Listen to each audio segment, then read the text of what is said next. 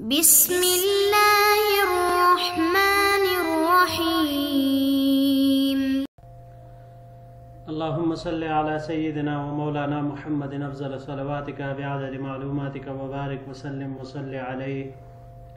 بسم اللہ الرحمن الرحیم۔ عزیز طلباء کرام، مختارات من ادب العرب سے بحمد اللہ تعالی آج ہمارا 84 نمبر سبق ہے، اور یہ مضمون جو کئی دروس سے شروع ہوا ہے سید التابعین سعید بن المسیب رحمہ اللہ کے عنوان سے، آج ایک اور حصہ آپ کے خدمت میں پیش ہوا چاہتا ہے۔ تو بڑھتے ہیں اپنے سبق کی طرف۔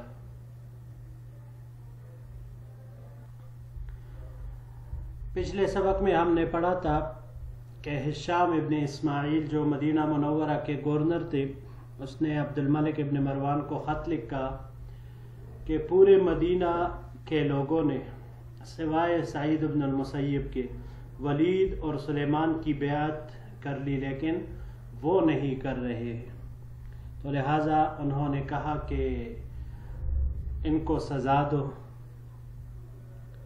اب آخر میں پھر ہم نے پڑھا کہ سعید ابن المسیب رحمہ اللہ کی خدمت میں 3 حضرات حاضر ہوئے، جلیل القدر لوگ تھے، پاک صاف نیک، عروہ ابن زبیر، سلمان ابن یسار اور سالم ابن عبداللہ رحمہم اللہ۔ وہ گورنر سے اجازت لے کر اور ان کی طرف سے حضرت سعید ابن المسیب رحمہ اللہ کی خدمت میں حاضر ہوئے۔ اب ان کے سامنے اپنا عریضہ پیش کر رہے ہیں آنے کے بارے میں، تو آج سبق میں ہم یہی پڑھیں گے۔ قد قدم کتاب عبد الملک ان لم تبایع ضربت عنقک، کہ عبد الملک ابن مروان کا خط وہ پہنچ چکا ہے، اور اگر آپ نے ان کی بیعت نہ کی تو آپ کی گردن اڑا دی جائے گی۔ وَنَحْنُ نَعْرِضُ عَلَيْكَ خِصَالًا ثَلَاثًا فَأَعْطِنَا إِحْدَاهُنَّ، ہم آپ پر 3 باتیں پیش کرتے ہیں، آپ ان میں سے کسی ایک کو اختیار کر لیں۔ فَإِنَّ الْوَالِي قَدْ قَبِلَ مِنْكَ أَن يَقْرَأَ عَلَيْكَ الْكِتَابَ فَلَا تَقُلْ لَا وَلَا نَعَمْ، کہ پہلی بات کہ گورنر اس بات پر راضی ہوا ہے کہ آپ کے سامنے جب بیعت کے متعلق خط پڑھا جائے تو آپ خاموش رہیں، نہ انکار کرے اور نہ اقرار کرے۔ قال سعید بن مسیب رحمہ اللہ نے فرمایا، یقول الناس، کہ لوگ کہیں گے، بایع سعید بن المسیب ما انا بفاعل، کہ لوگ کہیں گے کہ سعید بن المسیب نے بیعت کی، میں ایسا کام نہیں کرنے والا ہوں۔ وَكَانَ إِذَا قَالَ لَا لَمْ يَسْتَطِيعُوا أَن يَقُولُوا نَعَمْ، اور سعید بن المسیب رحمہ اللہ ان لوگوں میں سے تھے جو اگر ایک دفعہ نہ کرے تو پھر تمام لوگ ان کی نہ کو ہاں میں نہیں بدل سکتے تھے۔ قالوا، تو انہوں نے کہا، فَتَجْلِسْ فِي بَيْتِكَ وَلَا تَخْرُجْ إِلَى الصَّلَاةِ أَيَّامًا، تو پھر دوسری صورت یہ ہے کہ آپ اپنے گھر میں بیٹھے رہیں اور کچھ دن نماز کے لیے باہر نہ نکلے۔ فَإِنَّهُ يَقْبَلُ مِنْكَ إِذَا طَلَبَكَ مِنْ مَجْلِسِكَ فَلَمْ يَجِدْكَ، کیونکہ وہ اس پر بھی رضامند ہے کہ اگر آپ کو مجلس میں طلب کرے تو اور آپ کو نہیں پائے تو لہٰذا پھر وہ آپ سے کوئی تعرض نہیں کرے گا۔ قال سعید بن المسیب رحمہ اللہ نے فرمایا، فَأَنَا أَسْمَعُ الْأَذَانَ فَوْقَ أُذُنِي، کیا میں کانوں کے اوپر سے اذان کو گزار دوں؟ جب اذان ہو رہی ہو، حی علی الصلاۃ حی علی الصلاۃ کی صدائیں لگ رہی ہو، ما انا بفاعل، میں نہیں ہوں ایسا کرنے والا۔ قالوا، انہوں نے کہا، پھر تیسری صورت یہ ہے، فانتقل من مجلسک الی غیرہ فانہ یرسل الی مجلسک فان لم یجدک امسک عنک، تو تیسری صورت یہ ہے کہ آپ اپنی مجلس بدل لیں، کیونکہ گورنر آپ کی مجلس کی طرف قاصد بھیجے گا، اور جب وہ آپ کو اپنی مجلس میں نہیں پائے گا تب وہ آپ کے معاملے سے رک جائے گا۔ جی، تو بڑھتے ہیں اپنے اگلے سلائیڈ کی طرف۔ یہ قالا اس اگلے والے سلائیڈ کے ساتھ جوڑیں گے۔ قال تو سعید ابن مسیب رحمہ اللہ نے فرمایا افرقا من مخلوق ما انا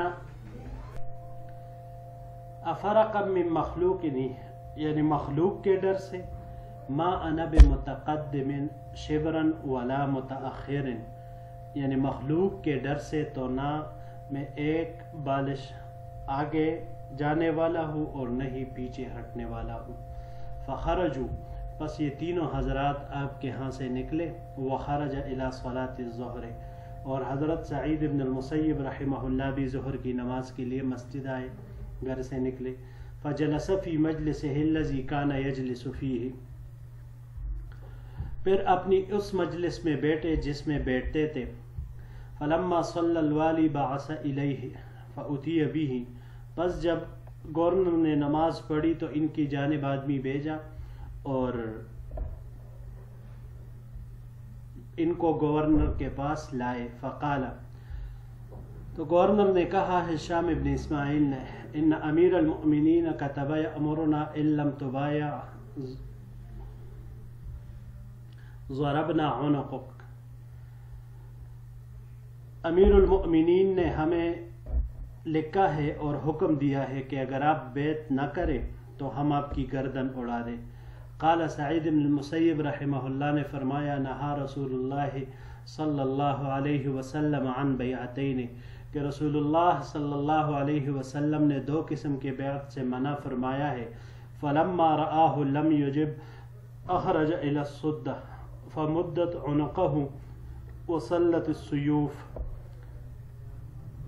جب گورنر نے دیکھ لیا کہ ان عبد الملک کی بات کو سعید ابن المسیب قبول کرنے کے لیے تیار نہیں ہیں تو آپ کو دروازے کی طرف دھکیل دیا.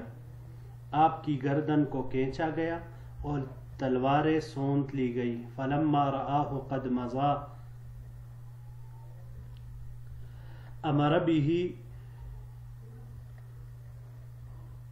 فجرد پس جب گورنر نے دیکھا کہ آپ اس پر راضی ہے تو آپ نے ان کے کپڑے اتارنے کا حکم دیا. فإذن علیہ ثیاب شعر تو آپ کے اوپر صرف بالوں کا لباس رہ گئے یعنی آپ کے کپڑے اتار کر آپ کے بدن پر جو بال تھے بس وہی آپ کے لباس تھے. فقال لو علمت ذلك ما اشتهرت بهذا الشان پھر گورنر نے کہا کہ اگر آپ اس بات کو جان لیتے تو آپ کو اس انداز سے مشہور نہیں کیا جاتا. فضربه 50 صوتا پھر آپ کو 50 کوڑے لگائے گئے. ثم طاف به اسواق المدینہ اور پھر مدینہ کے بازاروں میں ان کو گھمایا گیا. فلما ردوه والناس منصرفون من صلاة العصر چنانچہ جب آپ کو واپس لایا گیا تو لوگ عصر کی نماز پڑھ کر واپس آ رہے تھے. قال سعید بن المسیب رحمہ اللہ نے فرمایا ان هذه لوجوه ما نظرت الیها منذ 40 سنة کہ یہ وہ چہرے ہیں جس کی طرف میں نے 40 سال سے نہیں دیکھا تھا. مطلب اس قول کا یہ ہے کہ آپ رحمہ اللہ چونکہ تکبیر اولا اور صف اول کی پابندی کرتے تھے جیسے ابتدا میں ہم نے پڑھا تھا, اس وجہ سے آپ نے کبھی مسجد سے لوگوں کو نکلتے ہوئے نہیں دیکھا یا پچھلے لوگوں کی طرف منہ نہیں کیا, ان کو نہیں دیکھا. تو اس وجہ سے آپ رحمہ اللہ نے ایسی بات ارشاد فرمائی. وَمَنَعُ النَّاسَ أَن يُجَالِسُوهُ لوگوں کو منع کیا گیا کہ سعید بن المسیب کی مجلس میں بیٹھے. فَكَانَ مِنْ وَرْعِهِ إِذَا جَاءَ إِلَيْهِ أَحَدٌ يَقُولُ لَهُ قُمْ مِنْ عِنْدِي آپ کے تقوی کا حال یہ تھا کہ جب کوئی آپ کے پاس آ کر بیٹھ جاتا تو آپ ان سے کہتے میرے پاس سے اٹھ کر کھڑے ہو جاؤ, چلے جاؤ. کراہیت ان یضرب بسببہ اس بات کی ناپسندیدگی کی وجہ سے کہ ان کی وجہ سے اس کو پھر مار پڑے گی. اچھا جی, یہاں پر یہ 3 الفاظ ہے. پہلا اس میں سے فرقن, فرق یہ افراق افرق اس کی جمع آتی, جمع اس کی یہی ہے, اور یہ گھبراہٹ کو کہتے ہیں یا ان 2 دانتوں کے درمیان جو فاصلہ ہوتا ہے اس کو بھی کہا جاتا ہے فرق. اگلا جو لفظ ہے شبرن, شبرن اس کی جمع اشبار آتی ہے اور یہ بالشت کو کہا جاتا ہے. بالشت باب ضربہ سے اور نصرہ سے مصدر اس کا شبرن آتا ہے، کسی چیز کو بالشت کے ذریعے سے ناپنا. اور باب تفعیل سے اگر لے لیں تشبیرن تو اندازہ کرنے کے معنی میں یہ آئے گا. اچھا جی، یہ اگلا لفظ ہے السدۃ. سدہ یہ برآمدے کو بھی کہا جاتا ہے، دروازے کو بھی کہا جاتا ہے، یا جس جگہ پر بیٹا جاتا ہے اس کو بھی کہا جاتا ہے. اس کی جمع سدد آتی ہے. جی بڑھتے ہیں اپنے اگلے سلائیڈ کی طرف. قال مالک رضی اللہ عنہ، امام مالک رحمہ اللہ فرماتے ہیں بلغنی ان سعید بن المسیب کان یلزم مکانا من المسجد لا یصلی من المسجد فی غیرہ، کہ مجھے یہ خبر پہنچی ہے کہ سعید بن المسیب رحمہ اللہ نے مسجد کے ایک حصے کو لازم پکڑا تھا اور اس کے علاوہ وہ مسجد کے کسی بھی دوسرے حصے میں نماز نہیں پڑھتے تھے. وَأَنَّهُ لَيَالِي صَنَعَ بِهِ عبد الملک ما صنع قیل له ان يترك الصلاة فيه فأبى الا ان يصلي فيه. تو یہ وہ راتیں تھی جس میں عبد الملک نے آپ کے ساتھ جو معاملہ کیا وہ کیا. آپ سے کہا گیا کہ اس جگہ نماز پڑھنا چھوڑ دے، لیکن آپ نے انکار کیا اور وہیں پر اسی جگہ پر نماز ادا کرتے رہے. وکان یقول، آپ رحمہ اللہ فرماتے تھے لا تملؤوا اعینکم من اعوان الظلمۃ الا بانکار من قلوبکم، کہ اپنے کے ظلم کے مددگاروں سے اپنی آنکھیں نہ بھرو مگر یہ کہ دلوں کے انکار کے ساتھ، یعنی دل سے تم اس کو برا سمجھتے ہو. لکی لا تحبط اعمالکم، اس وجہ سے تاکہ تمہارے اعمال ضائع نہ ہو. وقیل له، ان کو کہا گیا وقد نزل الماء فی عینہ، جب آپ رحمہ اللہ کی آنکھوں میں پانی اترا ہوا تھا تو ان کو کہا گیا الا تقدح عینک، کہ آپ اپنے آنکھ میں اترا ہوا پانی نہیں نکالتے. قال لا حتی علی من افتحها، کہا کہ نہیں یہاں تک کہ میں اس ذات کے پاس پہنچاؤں جس نے اس کو کھولا تھا، یعنی میں دنیا میں اس کو کرنے والا نہیں ہوں بلکہ جس ذات نے اس آنکھ کو کھولا تھا اس ذات کے پاس پہنچ جاؤں. تو پھر یہاں پر یہ ایک ہی لفظ ہے تقدح، قدح سے ہے. قدح الشیء یہ کہا جاتا ہے کسی چیز کو چلو میں لینے کو، اور باب فتح سے قدحن یہ نقص نکالنے کو کہا جاتا ہے، اور اگر باب تفعیل سے اس کو لے تقدیحن تو پھر دبلا کرنے کے معنی میں آتا ہے. بڑھتے ہیں اپنے آخری سلائیڈ کی طرف. جی وكانت ولادته لسنتين مضى من خلافة عمر رضی اللہ تعالی عنہ وكان في خلافة عثمان رضی اللہ عنہ رجلا، آپ کی ولادت حضرت عمر رضی اللہ عنہ کی خلافت کے 2 سال گزرنے کے بعد ہوئی، اور حضرت عثمان رضی اللہ تعالی عنہ کے دور خلافت میں آپ جوان ہو گئے تھے، آدمی تھے. وتوفی بالمدینة سنة 1 وقیل 2 وقیل 3 وقیل 4 وقیل 95 للہجرہ وقیل انه توفی سنة 500 واللہ اعلم. آپ کی وفات مختلف قولوں کے بنا پر